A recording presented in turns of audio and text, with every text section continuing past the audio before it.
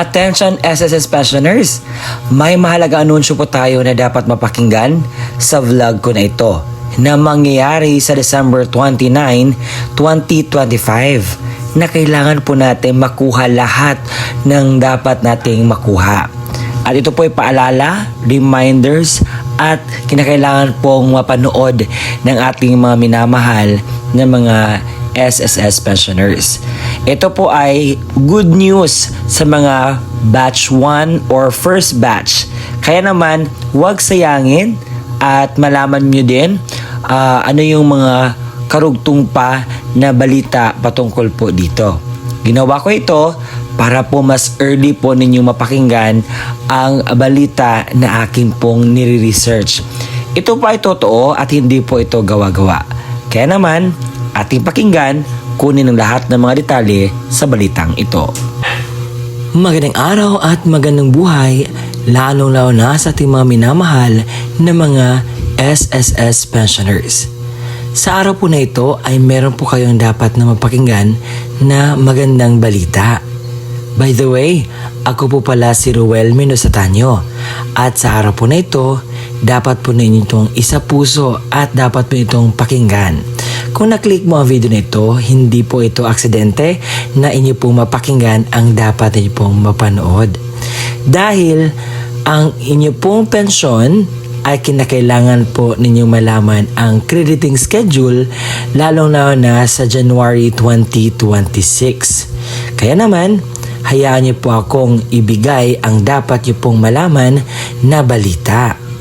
Shocking news! January pension release mapapaaga pong mabigay.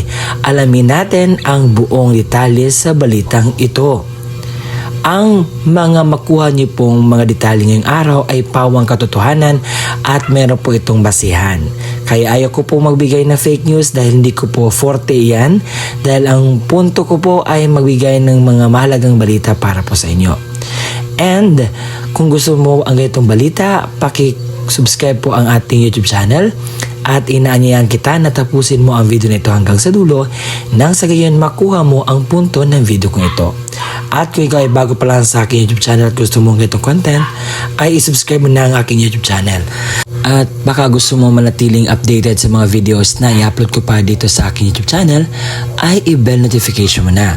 At sa punto po ito atin na pag-usapan nang sa gayon ay meron kayong kaalaman na dapat nyo pong makuha dito. Let's go! Ng base ang SSS Circular Number 2020-024.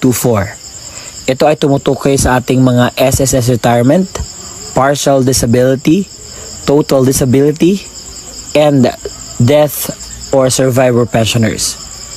Ito po ay para sa mga nagtatanong kung kailan po ba i-credit ang kanilang pensyon sa SSS.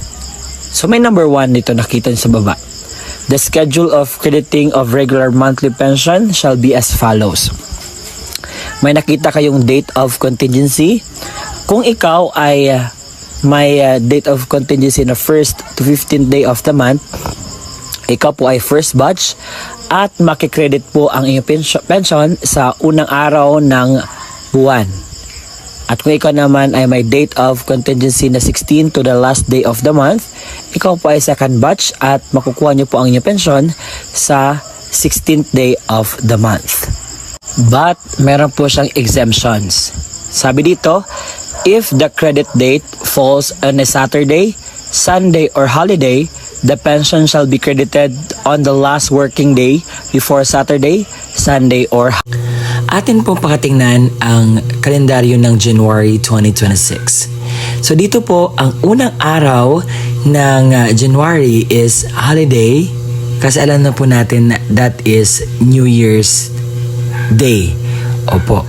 And sa araw po na ito, hindi po bukas ang opisina ng SSS. At ang dapat po natin gagawin ay backward po tayo.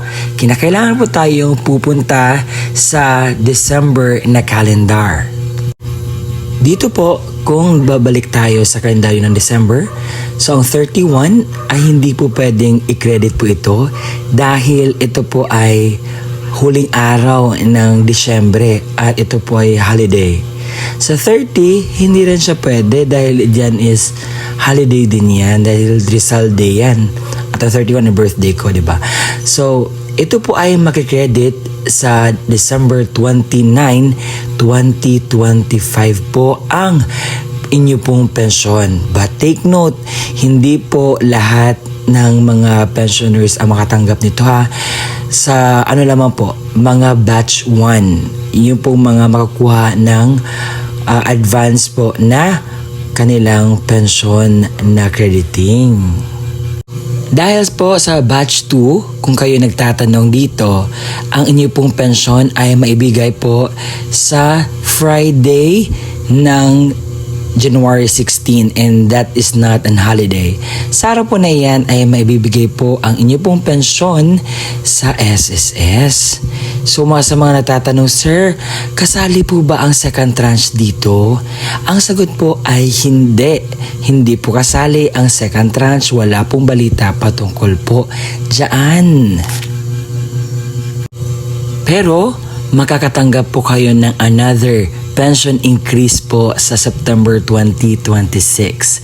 Pero sa ngayon po, wala pa pong balita sa second tranche. Ang meron lamang po yung pina-increase noong nakarang September 2025. Yun po ang inyo pong increase na natatanggap. And as of this moment, parang malabo na pong maibigay ang second tranche natin.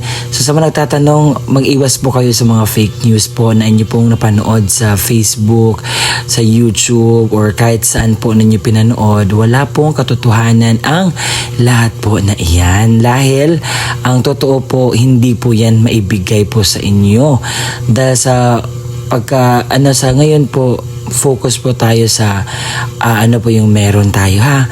And pagpasensya nyo na, alam kong lahat kayo ay gusto pong makatanggap ng increase, pero hindi po natin matansya lahat po talaga. Kung nagustuhan mo ang ating content ngayon, pasubscribe naman ang aking YouTube channel. At kung may aral kang napulot, just comment down below. Or kung meron ka pang idadagdag na mga balita or another thing patungkol po dito, I am free to really entertain your comments as long as I can, as long as I could. Kasi napakarami pong magko-comment sa isang video ko and hindi ko po isa-isa lahat.